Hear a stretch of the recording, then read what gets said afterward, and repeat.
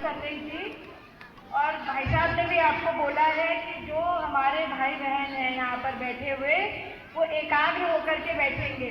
बैठेंगे कि नहीं बैठेंगे? बैठेंगे प्यारे बच्चे? कुछ बच्चे अभी भी आपस में बात कर रहे हैं, मैं देख रही हूँ यहाँ से सबको। सर्टिफिकेट ले लिए जाएंगे वापस से। मैं बस एक बात कहना चाहती हूँ, क्योंकि यहाँ पर बहुत मुख्य रूप से अभिभावक भी बैठे हुए हैं। हम अपने बच्चों को जब शिक्षा के लिए किसी भी स्कूल में भेजते हैं तो सबसे पहला हमारा बड़ा दायित्व होता है कि हम उनको अपने टीचर्स का और अपने गुरुओं का रिस्पेक्ट करना सिखाएं, क्योंकि ये हमारी रिस्पॉन्सिबिलिटी बनती है। This is our responsibility that we teach our children to respect our teachers. क्यों मैं आपको ये बात कह रही हूँ? क्योंकि मैं देखते जा रही हूँ, मैं तो आजकल जो है देखिए समाज में है, यहाँ पर किसी तरीके का पॉलिटिकल भाषण तो नहीं देने हैं, हमें अपने बच्चों के लिए आगे के भविष्य के लिए बात करनी है, इसीलिए मंच पर मुझे शायद ये मौका मिला है। मैं आपसे ये अनुरोध करना चाहती हूँ, कई बार मैं सुनती हूँ, क्योंकि मैं खुद एक माँ हूँ, मैं बहुत सारे टीचरों को जब पेरेंट टीचर मीटिंग होती है तो बहुत सारे पेरेंट्स आते हैं, कहते हैं अरे मेरे ये जो टीचर है ना बड़ी होमवर्क देती है, मुझे बच्चे को बड़ा होमवर्क देती है। कैसे आप उद्बोधन करते हैं अपने बच्चों के सामने अपने गुरुओं का? क्योंकि अभी भाई साहब ने बड़ी अच्छी बात कही, हमारी संस्कृति वो सनातन संस्कृति है, वो परंपरा से हम आए हैं जहाँ पर हम कहते हैं मातृदेवो भव, पितृदेवो भव, आचार्य देवो भव, जहाँ हम आचार्य को देवो भव कहते हैं कि गुरु के बिना जब ज्ञान की उत्पत्ति ही नहीं हो सकती। ज्ञान तो हर जगह है, ज्ञान तो पुस्तक में भी है, मगर पढ़ना कौन सिखाएगा? और कबीरदास जी कह गए गुरु गोविंद खड़े काके लागू पाए बलिहारी गुरु आपने गोविंद दियो बताए।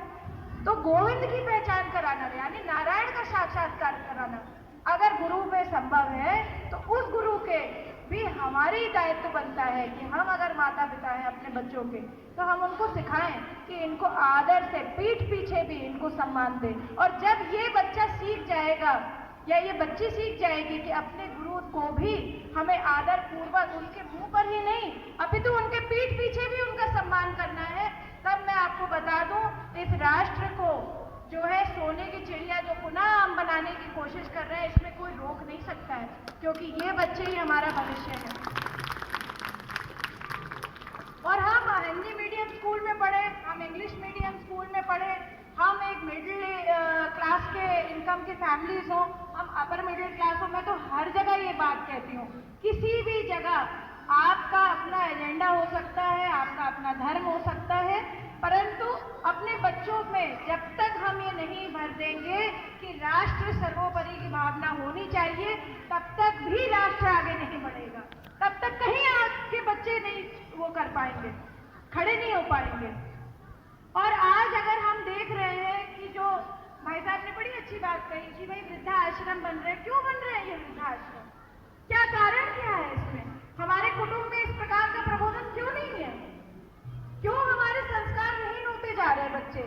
ये मौलिक जिम्मेदारी सिर्फ स्कूल की नहीं है, क्योंकि स्कूल को कहा गया है कि school is the second home of a child, पर जो है हमारा जो प्रथम प्राइमरी तो हमारे परिवार है ना, हमारे माता पिता है ना।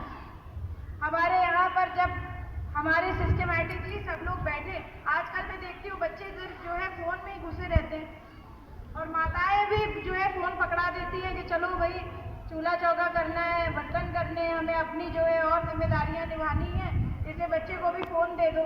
तो ये प्रैक्टिस बंद करें। जहाँ हमें टेक्नोलॉजिकल एडवांसमेंट में बढ़ना चाहिए वहाँ भारत जो है पबजी में आगे बढ़ता जा रहा है, तो इस पर भी हमें ध्यान देने की आवश्यकता है। और ये आपसे हमसे शुरू होगा, क्योंकि मैं भी एक माँ हूँ। और वो कहते हैं कि जो है बच्चे जो है, एक मुझे बड़ी कहावत याद आती है कि बच्चे कच्ची मिट्टी के घड़े होते हैं और कच्ची मिट्टी के घड़े को कुम्हार क्या करता है? पीटता जाता है, तब बनता है वो घड़ा। इसका मतलब ये नहीं कि आप ताड़न करना आज से शुरू कर दें, परंतु जहाँ पर लगे वहाँ पर ये मत रोके। बच्चे को डांटना भी बहुत आवश्यक है, सिर्फ प्रेम की भाषा नहीं, आपको डांट करके भी कई बार से समझानी पड़ेगी। और मैं बार बार मेरे पास केसेस आते हैं, वुमेन कमीशन में हूँ, मेरे पास बच्चियों के बहुत सारे केसेस आते हैं और ये चिंता का विषय बनता जा रहा है हमारे लिए भी।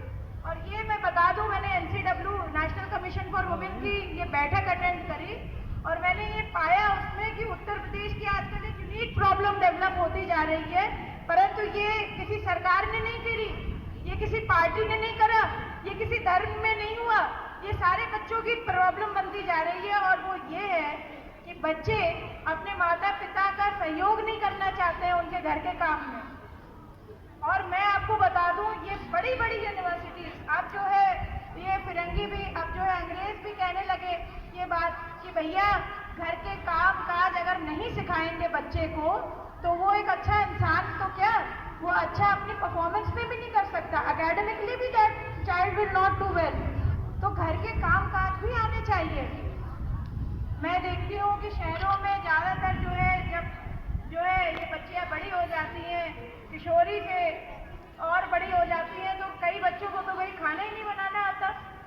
मैं ये नहीं कह रही हूँ कि सिर्फ बच्चियों को ही खाना बनाना आना चाहिए, इतना तो आना चाहिए कि अगर अकेले कभी रहें ये तो इनको जो है कैंटीन से खाना ना लगवाना पड़े, ये कैंटीन पे डिपेंडेंट ना हो जाए, ये बाहर मैकडॉनल्ड्स और पिज्जा हट और दुनिया भर के जो ये डोमिनोज चल रहे हैं उन पे ही ना डिपेंडेंट होते चले जाए।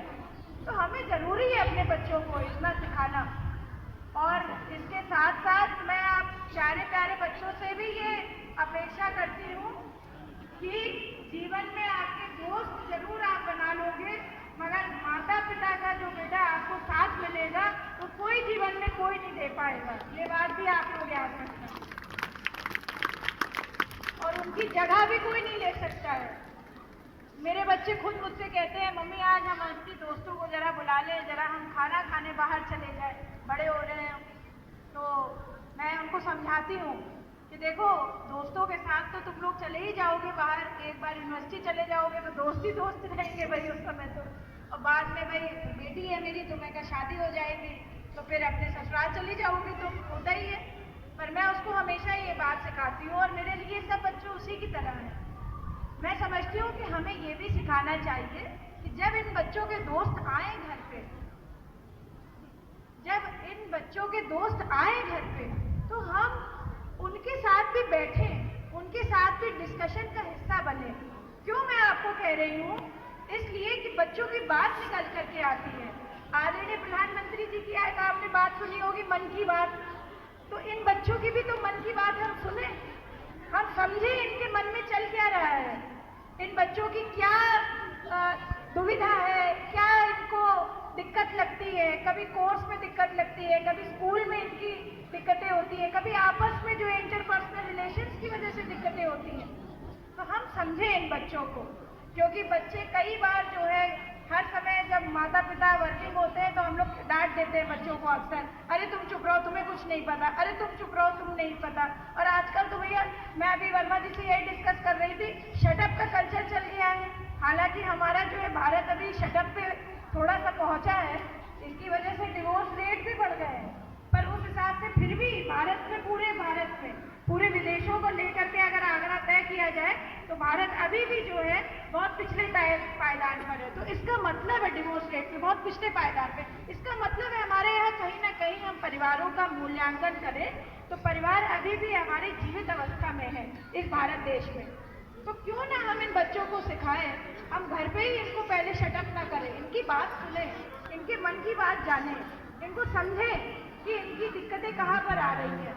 और कई बार क्योंकि हम लोग ये शटअप कल्चर को कहते हैं ना कि you shut up I shut up and everybody shut up ये चल रहा है, इसलिए मैं आपको आज इस मन से बोलना चाहती हूँ कि इनकी मन की बात सुने, क्योंकि बहुत सारी चीज़ें हम जब सुन लेते हैं, जब समझ लेते हैं और सिर्फ बोलने की नहीं, इनकी सुनने की भी आदत डालें तो बहुत सारी बातें निकल करके आती है, तभी समाज में अच्छाई होगी, तभी हमारे कुटुंब व्यवस्थित होंगे, तभी हमारे पेरेंट्स जो है ओल्ड एज होम में जाना बंद करेंगे। और मैं आपको अभी तो काफ़ी सीरियस बात हो गई, परंतु जो है यहाँ बच्चों ने इतना अच्छा गीत संगीत प्रस्तुत किया, 2 लाइनें मैं इन बच्चों को ज़रूर सुनाना चाहती हूँ और वो है राष्ट्रीयता पे। इस गीत को ज़रूर सीखना, गूगल पे अवेलेबल हो जाएगा, टीचरों से कहूँगी। तो इसकी फिर 2 पंक्तियाँ सुनाती हूँ भाई साहब अगर आपकी इजाज़त हो कि कितने लोगों ने हमारे स्वराज्य के लिए जो है भगवा रंग धारण किया, केसरी बाना पहना और जो है अपने प्राणों तक की आहुति दे दी। बात को बच्चों याद रखना कि आपकी